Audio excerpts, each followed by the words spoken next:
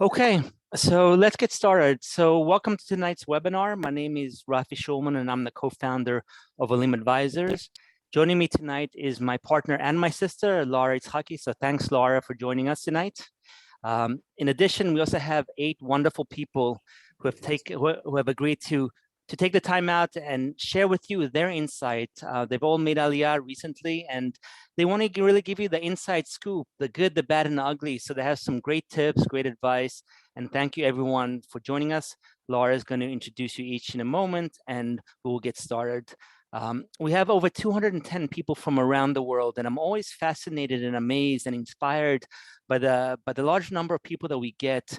And it's not just from the US and from Canada and from the UK, countries where you would expect people to make Aliyah. It's from the 4 corners of the earth, from South America, Eastern Europe, we have Africa, really from all over the place. And it's amazing that everyone's come together here, and we're so excited to just play a small part in your Aliyah plans. I want to just go over a couple of the logistics. The first thing is that we are going to do a Q&A session at the end, so feel free to type your questions in the Q&A box in the Q&A window, and then at the end we'll go through and we'll answer as many questions as we can. We're also going to have our contact information at the end. So we want to encourage you to reach out to us. It's unfortunately we can't get to everyone's questions and we can't get to everyone's details in this webinar. And so we want to have one-on-one conversations with each of you, really understand your goals, your plans, your dreams, your concerns, your fears, and help guide you and help give you information. And so we're going to reach out to you. Feel free to reach out to us. You can call us, email us, WhatsApp us, and we will be happy to talk to you. We're also going to be sending out a recording of the webinar. So if you have to leave early, or if you want to watch it, again, or if you miss some information, don't worry about it. And please share it with other people. There are a lot of people that weren't able to join tonight, or people maybe that who would find this helpful. So feel free to share out, to forward the email and share it with them. Okay, so I want to just take a moment and talk about Olim Advisors and who we are and why we're doing this. So let's take a step back in time a little bit to 2016, where Lara and I got together and we said, you know what, we want to help Olim make Aliyah. We both made Aliyah several times to Israel, and it was difficult, even though we speak Hebrew fluently, and even though we have the Israeli mindset and the chutzpah, even though we know the culture, it was still difficult for us. And so we met with Nefesh B'Nefesh, and we asked them if they felt that Olim could benefit from, additional help, and they said absolutely yes. And so that was kind of the beginning, the springboard of Olim Advisors, and we really had 2 goals in mind. The first goal was to encourage and to explain and to advise people who have been thinking about making Aliyah for many years, and in essence to let them know, yes, it is possible to make Aliyah. It's not always easy to make Aliyah, but with the right planning, the right guidance, the right research and information, you can absolutely make Aliyah. And not only can you make Aliyah, but you can settle in Israel, you can acclimate, you can live here happily and be very successful. And so that really was the 2 goals that we had. The first one was to help people in the pre-Aliyah stage with all the planning, all the important decisions.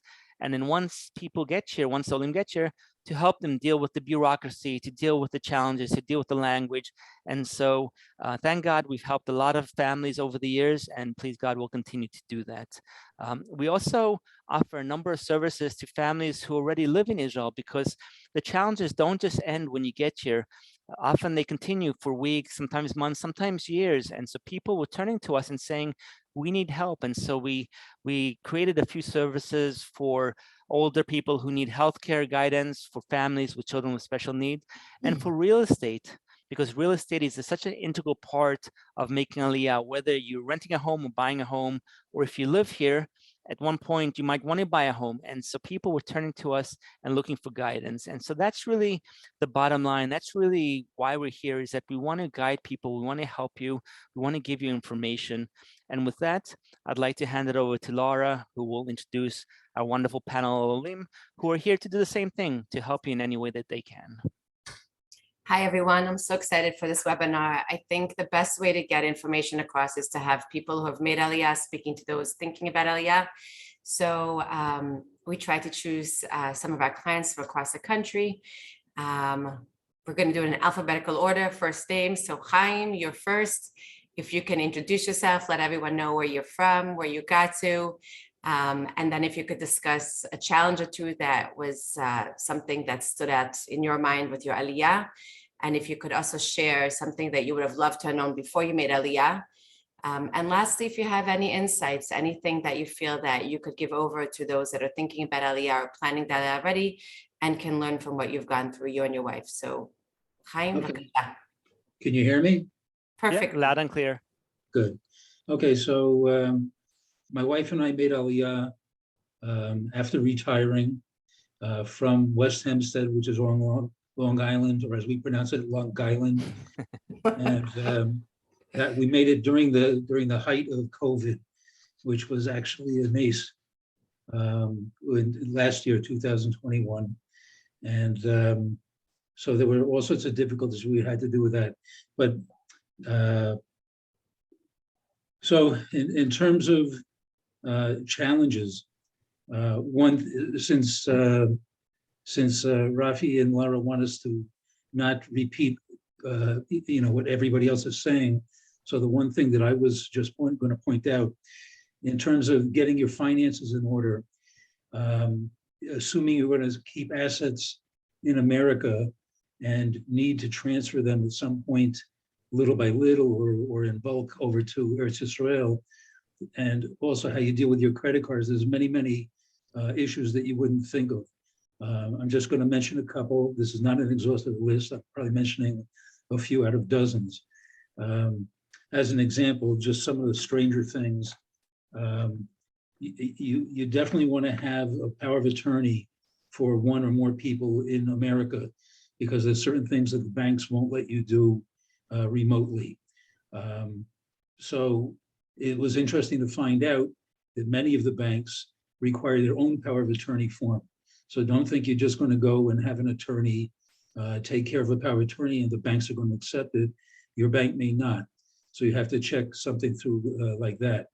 Another issue related to the banking, there's many financial institutions, banks, credit cards, whatever, that if you're going to try and make certain types of changes remotely, they will send you a confirming text message. So that's a problem if they won't send it to an international number, which many of them won't do. So there's different tricks to get around that. But the bottom line is you do have to deal with that issue. Bank of America, as an example, when we made Aliyah, would not send to an email address. They would only send to an American phone number. Bank of America has since changed, and they will now send an email instead. But so that's something you would not necessarily have thought of. In terms of transferring thousands of dollars or hundreds of thousands, whatever it is, from an American bank account into an Israeli bank account, there's different ways to do that. We were recommended by many people to use an organization called Israel Transfer, which is one word. And what you do is you transfer your funds from your bank to them, then they convert it into shekels, and then they send it to your Israeli bank. So that's one method. And there's other people out there besides Israel Transfer who do that.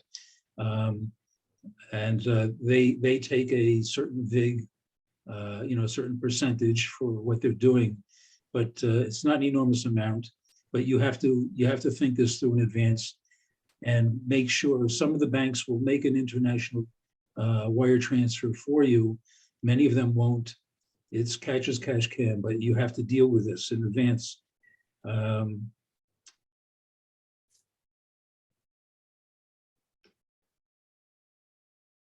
You're going to keep your American credit cards. You're not going to get rid of them because credit cards in Israel are not the same as American credit cards. So that's just a few things. But again, you have to get this all cleared up in advance because you don't want to have to get on a plane and fly back to America or Canada or France or wherever to deal with something silly like a signature.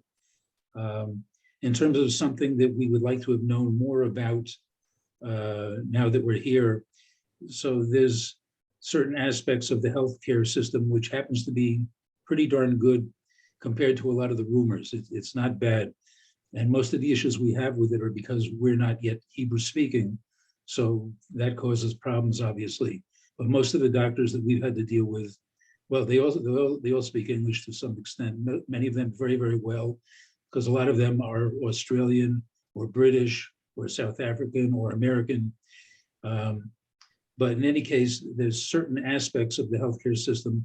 If you want to get long-term care, or I forget what it's called, for potential disasters, they have supplemental policies you can buy. We chose Maccabi. They were highly recommended. They're one of 4 Kupot that the country has. And I forget what I was going to say. In any case, there's different aspects of the healthcare that you really want to know about. Is that everything that I was supposed to talk about? Yeah, I think you gave her a lot of information. Thank you so much, Chayim. We appreciate it. Everybody should be matzliach. Thank you. Successful. That too. David Glazer, you're next. B'kasha. You have to unmute yourself, David. Of course I do. There we go. Thank you. Okay. Thank you for having me. I'm happy to be here and to share whatever I can. What I'm going to say is personal to me and my experience and my family. And hopefully if you can relate to it, then all the better. I'll talk about the challenges first. To be quite honest, the challenges that we've been finding is actually not been about Israel and things about Israel per se. It's really been more about, I guess, coming at the stage of life that we're in, midlife. I came with older kids, which, by the way, for us was amazing. I don't know what you've heard or not heard about going with older kids. But for us in particular, in my family, it was actually amazing. One of the reasons why we did what we did when we did it and coming here is because of my children. And let me go back, I forgot. I came from Riverdale in the Bronx in New York. We've been here 8 months and we came with 3 children. I have 5 children. My oldest is actually serving in the army. We lived in Yerushalayim 22 years ago. My wife was in medical school. And she was born here. She's not an Israeli citizen. We were able to choose not to do that, make that decision.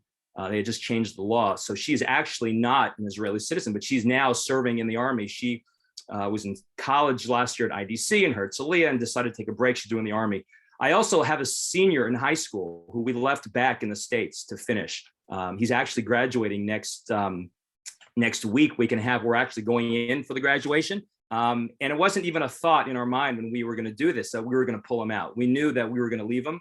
We didn't feel it was fair. It wasn't fair to him to take him away his last senior year, away from his friends, away from his school. And it wasn't even a discussion. And it's been wonderful and amazing. He's been having his gap year now in the States. And it's really been very positive for him. So we came with 3 kids, a 15-year-old, now 13-year-old, and a 6-year-old little girl. 2 boys and a little girl. And it's really been amazing. And the challenge, again, it wasn't the Israel piece. All the Israel piece, sorts itself out. Everything is here for you and it's there for you to work with. And people are very friendly. The banks and wherever in offices that you go to are very friendly, really want to help you. And those pieces really wasn't the hard piece. The challenge was really, as I said, coming midlife and meeting new people, starting all over again, finding your career, new job, and starting again. That is the most challenging piece that we really found, my wife and I. My wife is a pediatrician, and she's right now doing her histaklut. It's almost like a internship that she has to do before she gets certified officially as a pediatrician. I'm a musician / music teacher. I started working in a school again. I was a former music director in the school where I came from. So that's really the challenge, is starting again, midlife, meeting brand new people who really have been amazing, and just starting that point in your life, coming where you are and picking up new. So that for us was a challenge. As far as the banking that was mentioned, it hasn't been an issue for me. I kind of just left everything as is in the States, and I have my American credit cards that I use that don't have any international fees. And if I have to transfer money, I have a Chase. I use Chase. It's very easy to send a wire to my Israeli account. I really have no issues whatsoever doing that. So that's been fine. I'm certainly happy again afterward later to answer any questions, or if you want to reach out to me privately, you can get my information from Lara. As far as things that I wish I knew. So I got to be honest. So we lived here 20 years ago, a little 22 years ago, and we were very connected in the sense that my parents live here, my brother lives here. We have a lot of friends here. So anytime we really had any questions or things, we were just really able to ask. And we were fortunate enough to be able to come to Israel relatively often, that we really kind of saw for ourselves what was really happening on the ground. But what we really didn't know until we got here was the school and the schooling. My kids go to an amazing school, but it seems almost as if they're never in school. But the freedom that they have, and they're out all the time when they're not in school with their friends. It's amazing what my kids have been doing. But the school that they're in have an amazing OLED program with OLED coordinator. The neighborhood that I happen to live in is mostly Anglo, and I can talk about that in a second, because I think it's actually important to land in a place where you feel comfortable. But the school, we really had no idea until we got here. And when kids are going to school at 7:45 in the morning and home at 1 o'clock on certain days, and home at earlier, maybe on some days, and they have school sometimes here, not sometimes there, yes. It is what it is. And they're going to learn or they're not going to learn. And honestly, our expectation for them is, we don't have that high expectation for them for school. We just want them to be able to meet friends and meet people and become social, which they really, thank God, have really done. The other thing that I wish I knew was the actual cost of a car.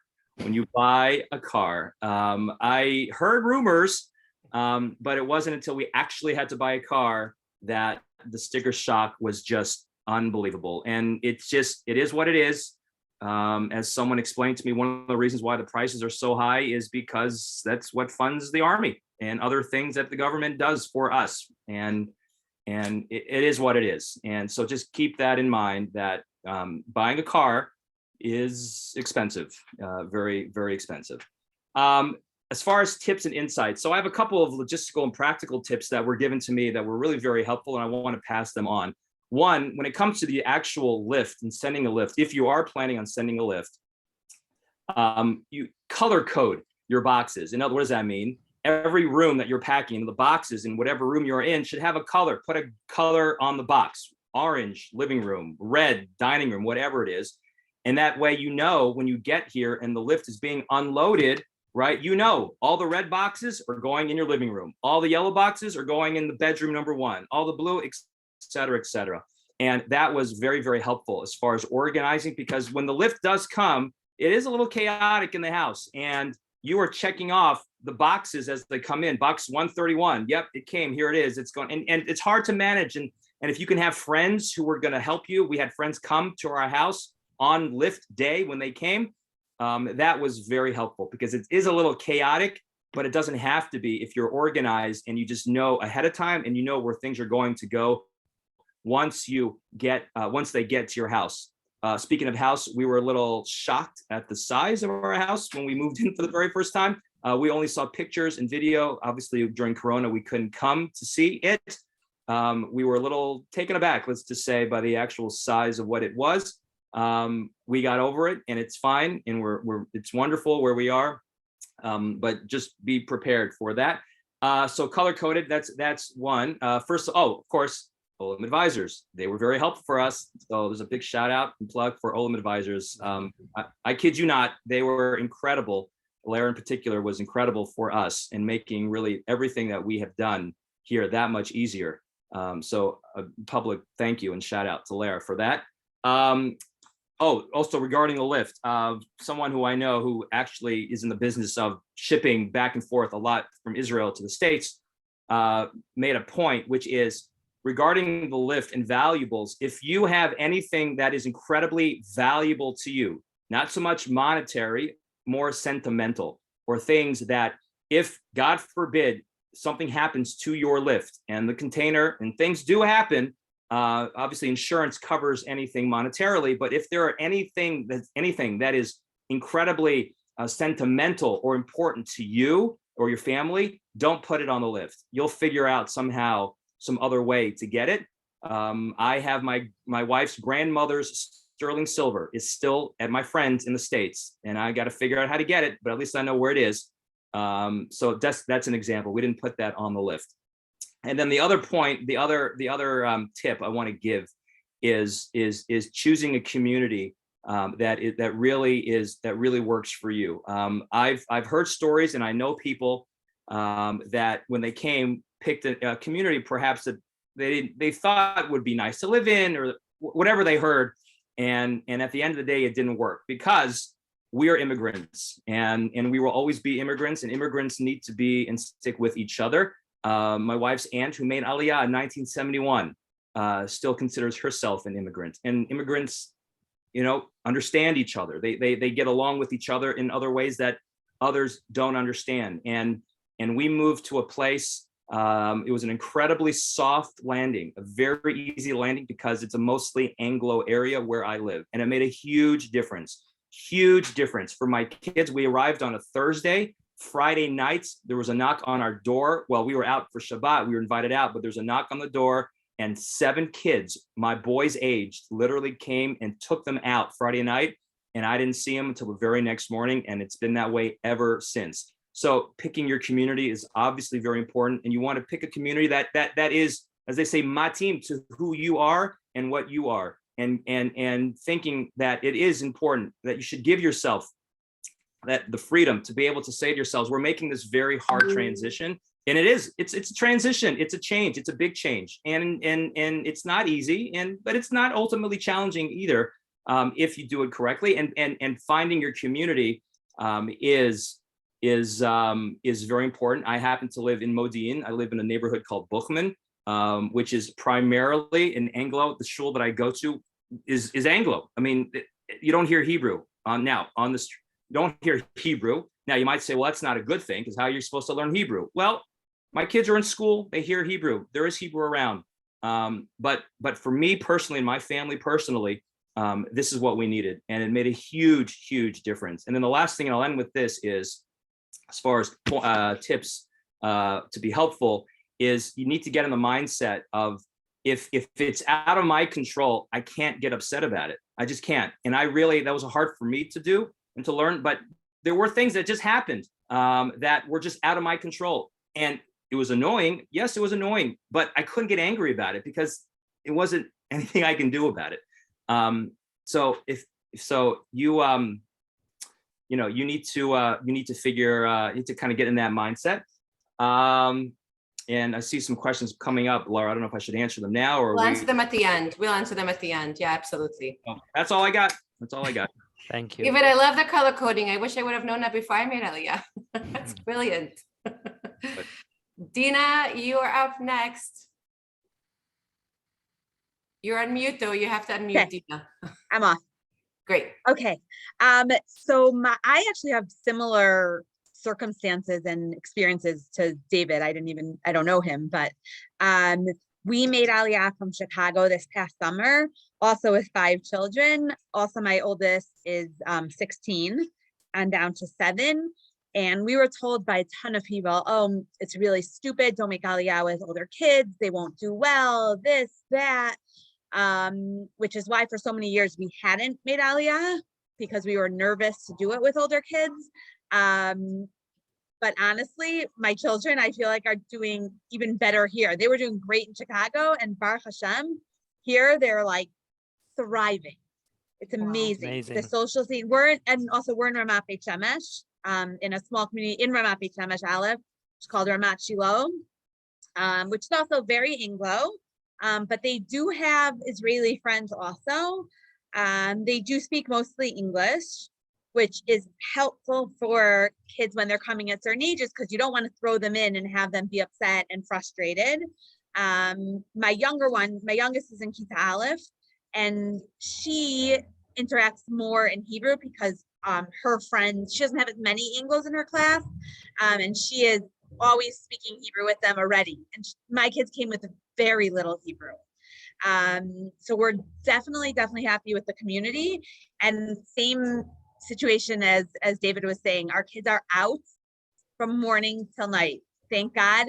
socially, the kids are just so nice here, so welcoming. They know what it's like to be a new Ola and a new Ola. So they bring the kids in to try and help them and make sure that they're part of a group. All of my kids are already like part of groups, and they're just always out. They're way more social here than they were in Chicago. So I would say that that is amazing. I mean, someone asked again, I'm in Ramat Beit Shemesh, in Ramat Shiloh. I would say our biggest challenge was also when the lift came. I would say before the lift came.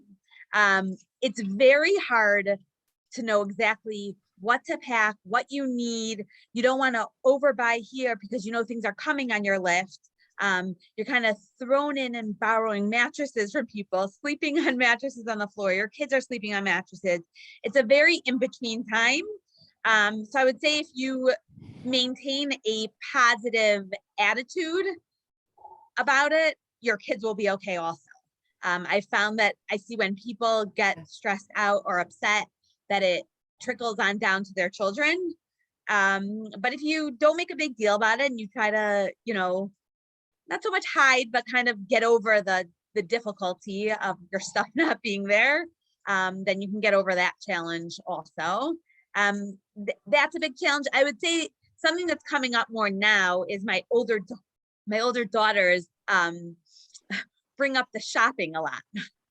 So they don't like the clothing here so much, and it doesn't sound like it's such a big challenge. But that is the only thing that they say they miss from America. None of them ever said they want to go back to America or anything like that. But for some reason, the shopping here, and we're not even from New York. Like, we weren't shopping at those New York stores. We're Midwest, but that seems to be an issue here. And I found with other kids also. So I would say that that's a challenge. In terms of things that I wish I would have known, I honestly feel like I came very prepared. First of all, because we hired Olim Advisors very early, like more than a year. We started with them a year before, but we hired them more than a year before my family and I were making Aliyah.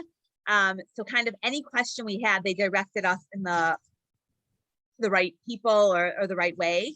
We were able to find out the information that we needed. And I think I also had a lot of friends here that I could contact. So I would reach out to, 5 or 6 friends with the same question to try to get as many answers, see if it overlapped, whatever. I spent basically a year and a half preparing for Aliyah. I worked harder before Aliyah than I did when I came here. And I think for my family and for myself, it helped a ton. It made the transition that much easier. So I would say for anyone that's coming, especially with kids, do as much research as you can and gain as much information, from as big as what the right community is or what the right school is to like what you want to send on your list.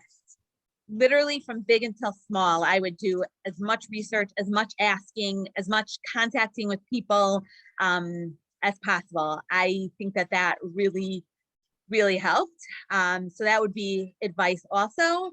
And the other advice, I don't know how many people are on here with older kids thinking about coming, is I think you really need to know your children's personalities.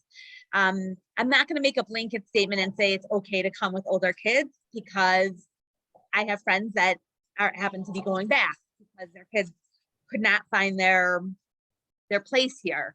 But the community that we're in, the schools that we're in, they really appreciate Olim, and they make my kids feel like stars. And I think it's very important to know your family, know your children, know what they need, and kind of do all that you can to make sure that they get what they need and that you push for them and advocate for them. Because I think with Aliyah in general, adults, parents, hopefully we'll be fine. Most people are coming with friends nowadays. There are so many, people that have made Aliyah in the past. But when you do everything for your children to be happy and get by, I think you'll be happy also. It matters for your children, I think. That's it. Thank you so much, thanks, Dina. Dina. Yes, you were definitely very organized. Dina came with two sisters. I Yeah. think it was how many cousins? 21 cousins? We Or were, 17? how many kids? We were How many? 10, 14 kids, and we were 22 people altogether. My parents made Aliyah with us as well. Wow. So yeah, Baruch Hashem. Amazing, amazing. Yeah. Thank you, Dina. That also made a big difference for us. So I Yeah. can't say, because I understand the hardship for other people that aren't coming with family. That made the transition so much easier for us. I was saying to Lara before, I don't really have any complaints, Baruch Hashem. Like we're very happy here. Baruch Hashem. I can't really think of anything that's, I wish I would have known or anything. Amazing. You did do a lot of research, Dina. You were good. I did. I did. Thank you, Dina. Dina lives in Ramat Beit Shemesh. Marc, you're up next. I got nothing. Marc, I saw your slides. I saw that. Yeah, but Organized. these people have done such a great job. I don't know what to tell you. So my name is Marc Bergman. We are almost at 1 year. We got here June 10th of last year. Went into Beit, spent 7 days at a hotel. Sounds wonderful. It wasn't, but we survived that. My family and myself come from Cincinnati, Ohio. I'm married. I have a now 16-year-old daughter, and we live in Jerusalem. We actually are living in Arnona. If you want to look on a map, look for the U.S. Embassy. We're not that far away. Biggest challenges that I had, well, there were many, but I'll just touch on a couple. In terms of the move itself, deciding on what to bring on the move was an issue. We did not do a lift. We did with these 200 cubic foot boxes. So we had to figure out, and I think we had 2 of them. So we had to figure out what we wanted to take. I paid very careful attention to not taking a lot of stuff that once it got here, we probably wouldn't need.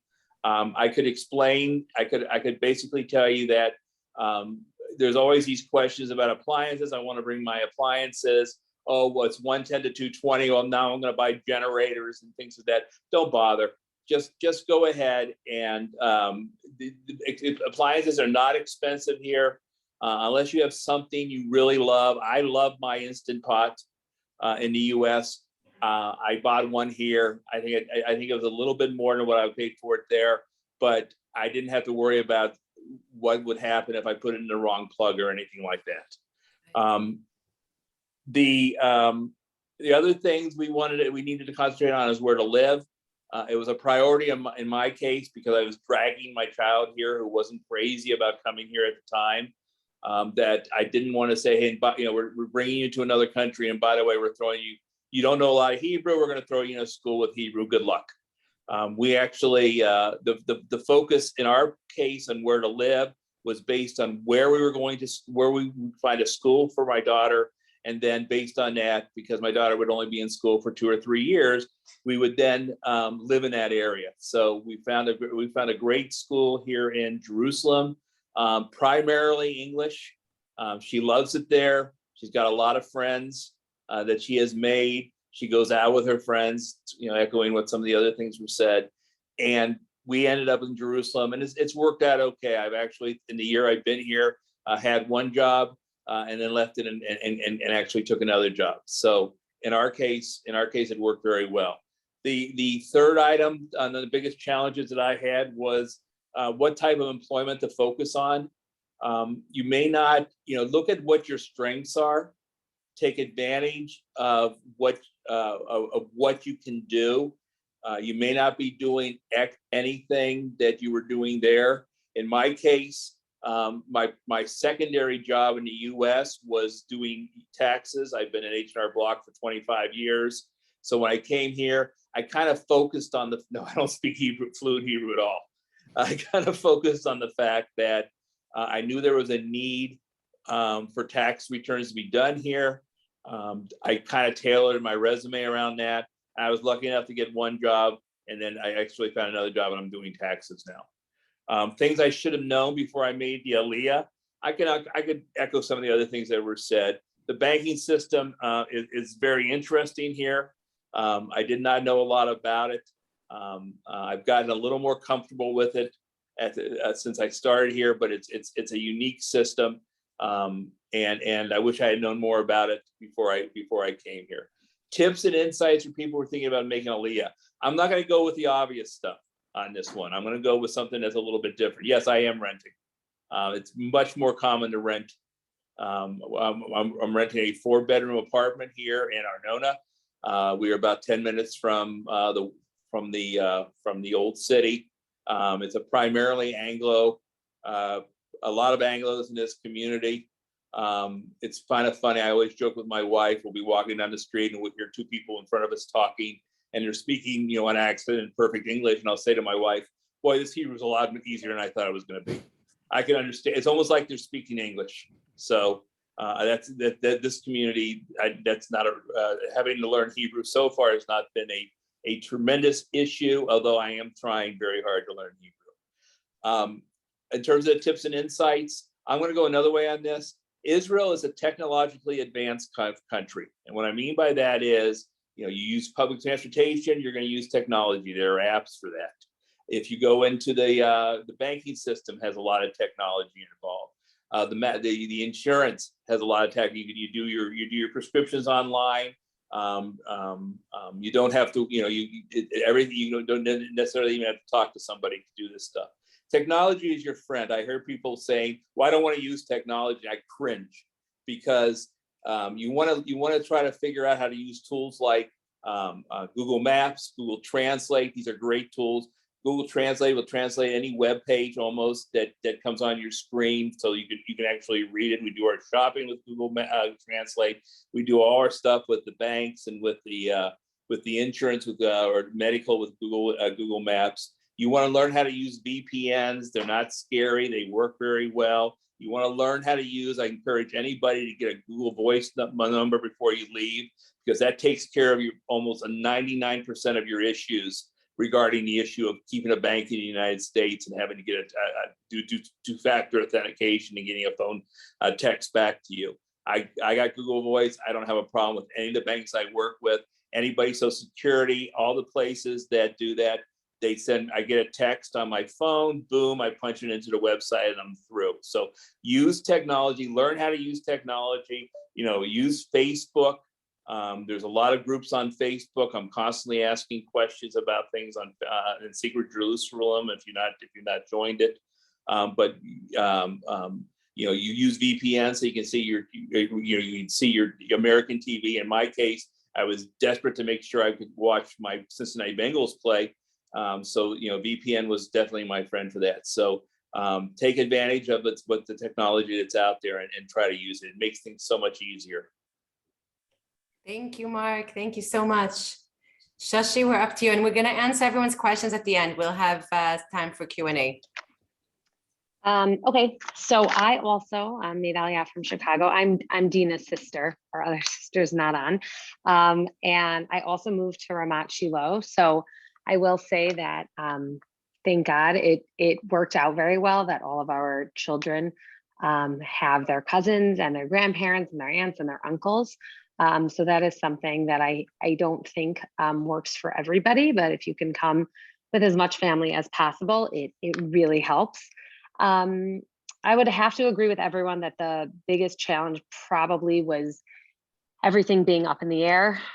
We didn't move into like our own space until March actually, and we made Aliyah last August. So that was very hard being, here and there. We lived with my parents and everything like that. But I think that once, you can get settled, I do feel like that is probably the biggest help. Like it goes from like a challenge to then, really making it your home and having your own place. I will also say that the independence here is not even close to what it was like, in Chicago. My kids range from like a 2-year-old to a 14-and-a-half-year-old, and we would not let them walk to a friend's house down the block at night. And here, my 8-year-old, they are outside until we even go to sleep sometimes when they're still not home. They have so much independence in a positive way, and they feel it, and they really they thrive on it. And I think it's really good for them.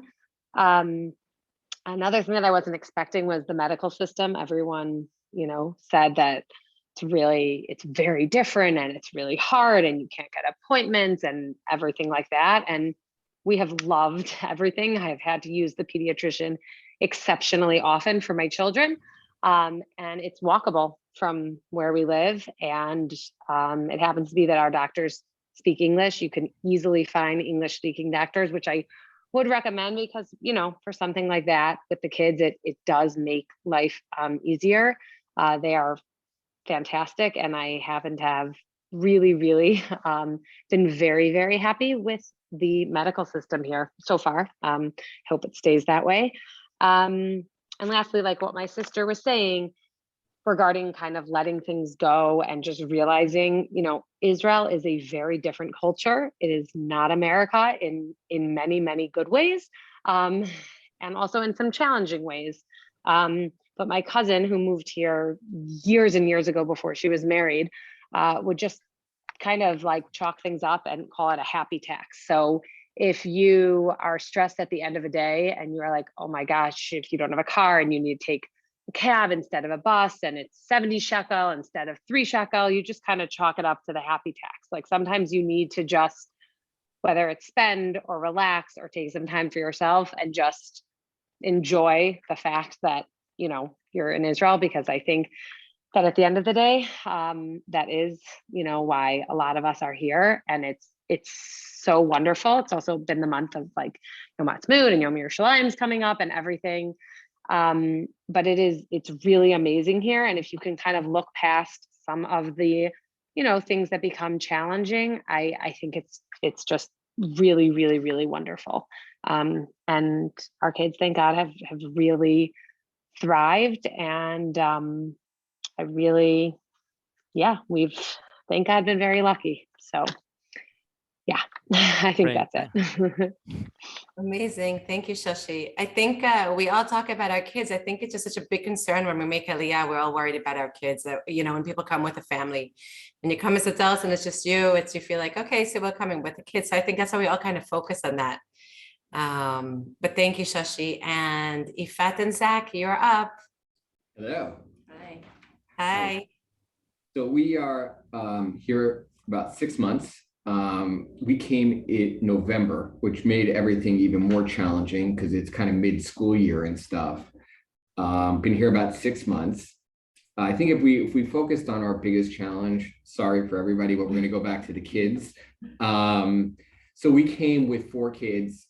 Our 15-year-old daughter and our 12 at the time year old son was probably our biggest challenge and concern coming here. I wouldn't say they were kicking and screaming, but when we first got here, there were for a few crying nights. But I'll say we're 6 months in, and my daughter said to us the other day that her social life is so much better here, and she's so happy here now. Wow. Amazing. So it may start off a little bit rocky, but if you stay and just kind of move forward with it, it turns out to be great. And she likes it because of the freedom. And I think it's the freedom that you heard from everybody else describe on the call earlier. I let my 9 or 10-year-olds now walk around, go anywhere they want, pretty much. They have cell phones, which boggled my mind. I'm a tech person, and I gave my 9-year-old a cell phone purely for the purpose so that I could track them. But the truth is that you let your 9-year-old, my 15-year-old will take a bus from her Nana to Jerusalem for a weekend, or my son will go somewhere with his friends. It's just a freedom that you just don't have in America. That's incredible. I'll say I don't think we had too many terrible challenges when we came here. And I will say and give a little bit of a plug to Rafi and Lara for that. We came mid-school year, and school obviously was a hard thing for us to get into. And thank God they took care of getting our kids into schools before we got here. One of the schools didn't want to take our kids, and they called like every single day for weeks and got our kids into the school, our twins into the school that we really wanted to be with. I'll say the other thing, just a couple things to keep in mind that we had. One thing, if you rent an apartment from somebody in Israel, transfer the electricity, get in touch with them before they leave. I arrived here about a week before my wife and kids, and it was the night before, and we finally were moving into our apartment that night. And I got here at 7 o'clock at night, and the old tenant put in a stop order for the electricity, and they wouldn't allow me to put in a start order for the electricity. So it was extremely hot, dark night. I don't know how they pulled it off, but within 4 hours, Rafi was able to get me my electricity turned on that night. So it was an incredible thing. It was amazing. I was also in a very, very, very short timeline. I had to start work about a week after I got here, and just getting my Aliyah done to get here, to get everything done. I landed, I think on Sunday. Tuesday morning, I had an appointment ready for me at Misrad Panimim, went there, took 30 minutes. Rafi drove me to, Rafi, I don't know if I'm supposed to tell people that, but he did, because I had a problem with the car. Right. Drove me to Renana, got to the bank, got through my banking process within 45 minutes. They had everything ready for me, and I was back where I was staying midday to get everything done. I was able to get a passport done when people couldn't get passports done. You say to yourself, do I really need it? I'm telling you, you do. And this is not just, I'm telling you, as a family who came here with 4 kids, it made a huge, tremendous difference. The thing I would say here, the one thing that was a little bit of a challenge was medical system. Not now it's great. But when you first land, you're kind of in this in-between phase where you're not officially in the system and you're not unofficially not in the system. And it took us like about a week or a week and a half to get into it. Again, Rafi, Lara team were tremendous, because if not, I probably would have had 6 months without it. But that was something, because you come here and a kid gets hurt and you got to get to a doctor and you have no idea what you're doing. So I would just say, if you can investigate, figure out what klal you want to be in beforehand, what people in your community use, maybe a pediatrician, get in advance so you're already blocked up and ready to go, because that's great. The other thing I'll say is, in tips and highlights, is don't try to recreate your American life here. I think that's a big mistake that people do. They look at everything that they had there and they try to recreate it here exactly the same way. And you're not going to win with that. It's like an Israeli coming to America and trying to recreate Israel there. Realize that you're moving here for a reason. Understand the systems here, learn the systems here, learn the culture. It's part of it. Yes, it may take longer you to check out at the grocery store, but at least you can have a conversation and not get yelled at and pushed because you're going too slow. Don't sweat the small stuff, let it go. And I'm not a person who generally did that in America, but in Israel, it's just something you just realize and try to say, okay, this is the culture here, and get in. It'll make your life a lot easier and fun, because you really, a lot of times, will wind up laughing at night about what happened that day. I think You're so wise. I can't believe you've only been here 6 months. Oh, one other tip, by the way. This is the most crucial tip I can give somebody. When you move to Israel, everybody in America is used to using boilers for their showers. When you come to Israel, there are no boilers for your shower. So what you have to do is you have something called a dud Shemesh Hashmal, which works great in the summer because there's solar and your heat and you get hot water. But when it gets colder or at night, you have to turn it on so you get hot water. We didn't know that for the first week, so we were taking cold showers. First week, trying to figure out what was wrong with the boiler. So little things that you just don't expect, get ready for them. But the dud Shemesh is one you really should know about right away. That's great. Thank you so much. I can't believe that it's only 6 months, Yifat. I remember sitting next to you at Misrad It was crazy. Thank you, everyone, so much. And now we're going to go to the Q&A. Rafi, vakasha. Thank you, everyone. So just going through, I know we have a few minutes left, and we'll go through a few of those, and then of course we can continue it after. There were a couple of questions about making Aliyah as a single person or as a senior person, somebody older, and we can definitely introduce you to clients of ours who have recently come in that age bracket. There are different needs, different preferences. Healthcare is more of an issue. Of course, schools is not an issue. People are looking more for the social interaction, for the ability to volunteer, and Israel is amazing when it comes to that. So anybody here who would like to talk to people who have made Aliyah at an older age or single, let us know, and we'll be glad to put you in touch with them. And we're going to share everyone's information at the end, or whoever wanted to share their information, and you can reach out to all of us. Absolutely. Right. Marc, thank you for your insights. Yeah, so we just put Marc gave us a list of insights that we just wanted to share with you. And again, we'll send this around so everyone will have it. But thank you, Marc, for doing that. Okay. No problem. Hey, Rafi, can I mention one thing that I forgot to mention before? It's really, something that's really critical. And I thought about it, prescriptions. Mm-hmm. Not only make sure that you can get a good supply of prescriptions to bring here, but if you can check ahead of time to find out whether the prescription you've been taking is actually in Israel, or the process you have to go through to get it. If I had known some of that ahead of time, it would have saved me a lot of time. Some of the prescriptions, the hoops you have to go through are amazing. Some of them are very easy, but make sure you have enough of your prescription for at least 3 months if you can get it before you bring it here, because there could be situations where it takes that much time to get your prescription renewed once you get here. And that's all I had. Right. Absolutely. Thank you. It's very Good important. point. Margaret was asking here about how long it takes for a lift to get to the US. So pre-corona days, 4 to 6 weeks from the East Coast, 8 to 12 weeks from the West Coast.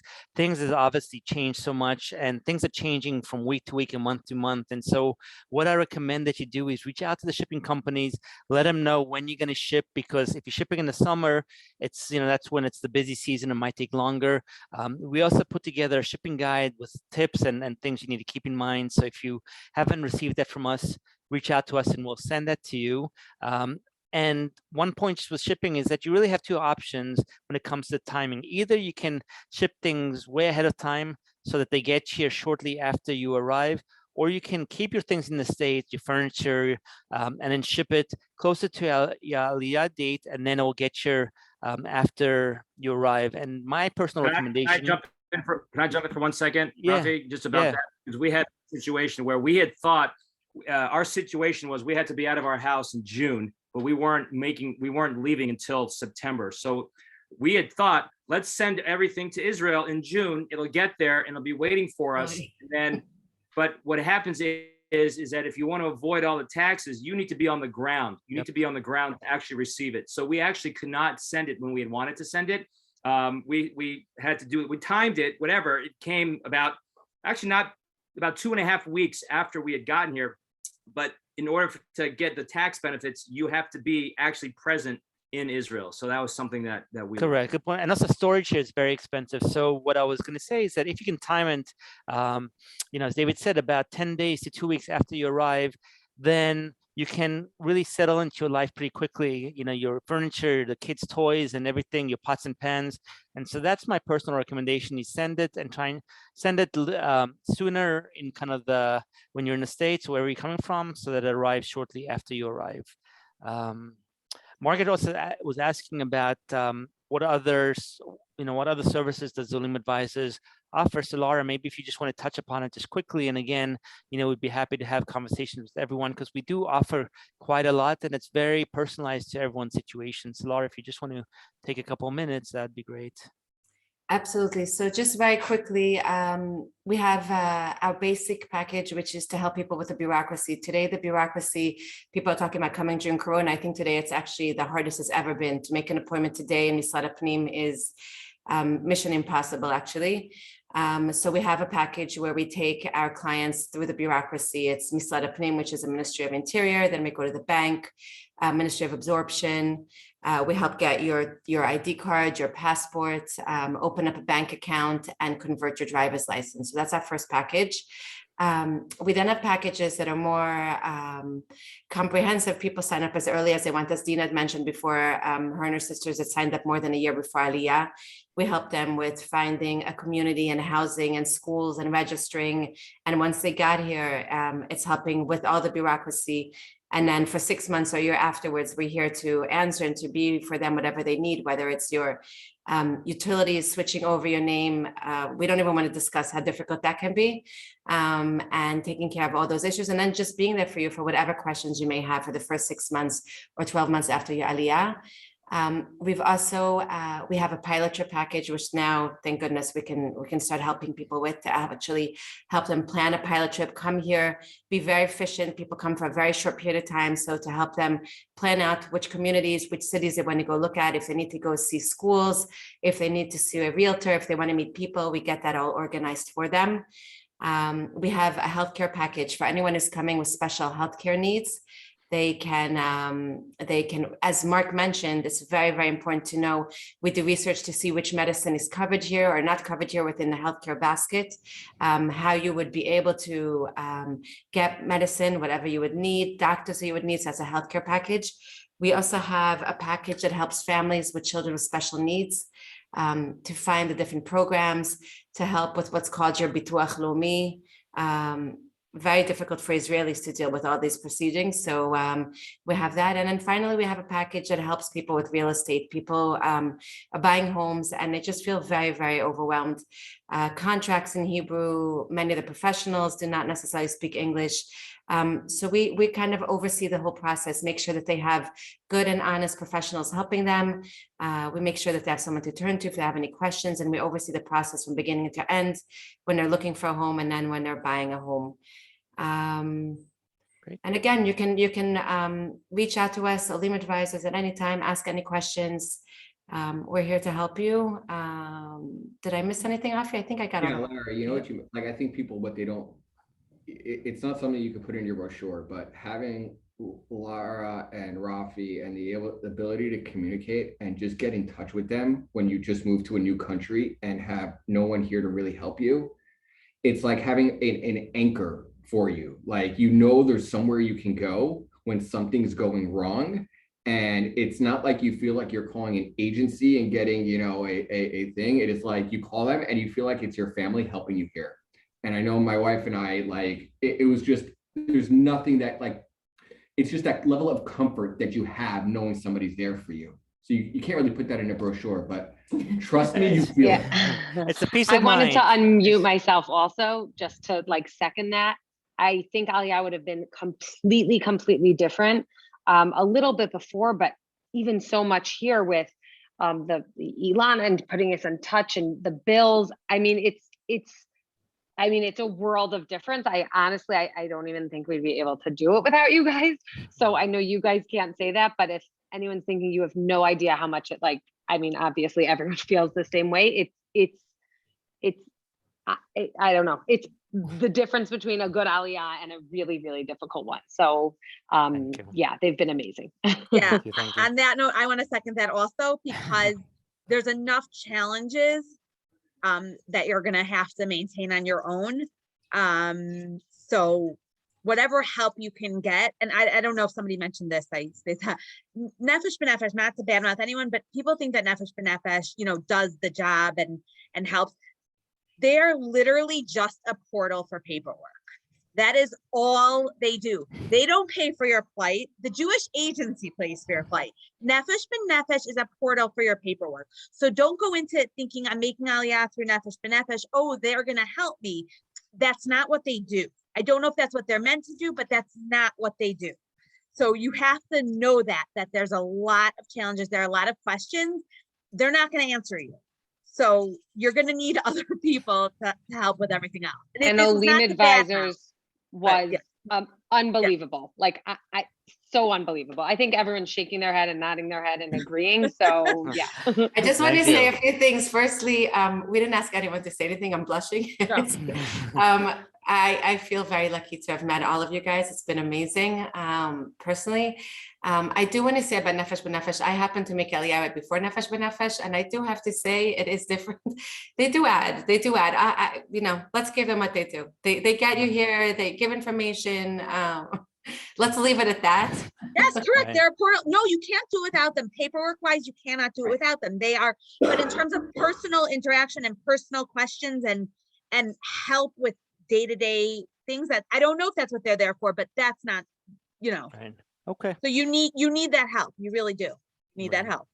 And it's also Nefesh B'Nefesh is really getting here. Like once you get here, you're on the ground, you're trying to call an electricity company. They don't speak English, even though they say press 1 to speak. They don't speak English. You're not speaking Hebrew in that language.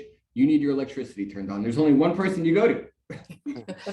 Thank you, guys. I know that we're running out of time. I just want to maybe touch upon 2 or 3 more questions before we end. One is just there are a few people here from South Africa and wanted to know if we've helped South Africans. And so first of all, Lara and I actually made Aliyah from South Africa way back when as little kids. And so we have a soft spot for South Africans in general. And yes, we have helped South Africans. There's certain communities where there's more South Africans. And of course, the rand is an issue, but absolutely we have helped Olim make Aliyah from South Africa, buy properties in Israel. So we'd be happy to help you. There are a couple questions about cars, and I don't want to get into all the details, but just keep in mind that if you make Aliyah, you do get a discounted import tax rate, but it's not a big difference. You're going from like 112% tax to like 95% tax. So you're still paying a lot in taxes, but there are, you do get a little bit of a discount, and you can work with the dealers and talk to them about it. What we did is we bought a used car that was maybe 3 years old and saved tens of thousands of shekel. I think used cars now the prices have gone up because of the supply chain issue and COVID, but that's still something that's worthwhile thinking about. And it depends, if you want to buy a Tesla new, you can buy those here. If you want to buy a used car, you can buy those here too, and anywhere in between. But you want to make sure that you're talking to reputable people. You want to make sure that you understand your needs, right? So if you have 3 or 4 kids, you want to buy a car that's big enough. And so there's a number of factors that go into this. And, again, we'd be happy to talk to you about that. And then one other question, just as it relates to people who are in the 60s, because there are a few questions about this. And one was, how to choose a community, where to live. And so a lot of the seniors that we've helped like to live by the beach. And so there's a number of communities now that are kind of geared towards senior citizens, people who are retired. Tel Aviv is an obvious one, but that's super expensive. Netanya is another one, and that's, more affordable, but also pricey, but has definitely a wonderful feel to it. And then there are other communities like further down south. Ashkelon is an area that is more affordable, and also there's a very vibrant retired community there. And then up north in the Haria, there's a lot of building going on there, and there's a nice Anglo community there, and people are really, the community is growing. So those are just some options along the coast. And then there are other communities inland. I mean, Jerusalem, of course, has a lot to offer, but I don't want to give the impression in this webinar that we only help younger people or people with families, because we do have a lot of experience helping older people or people who are retired, and we would be happy to talk to you as well. I think that covers most of it. Again, I apologize if we haven't gotten to your questions, but we just, we want to try and stick to the timeline. So first of all, thank you so much to everyone that joined. We really appreciate it. And each one of our guests or panelists, had a lot of good information, and we do encourage you to reach out to them. The contact information, the email addresses are here in the presentation, so feel free to reach out to everybody. And we really just want to encourage you to continue with your Aliyah plans and see it through. Get help wherever you can, and if we can help you in any way, please feel free to reach out to us. So thank you so much, everybody. And we hope that you have a wonderful week. Stay safe, stay healthy, and be good. Take care. Thank you, everyone. Reach out to us Thanks. with any Good questions. night. Thank you. Good night. night, everyone. Thanks. Good night. Good night.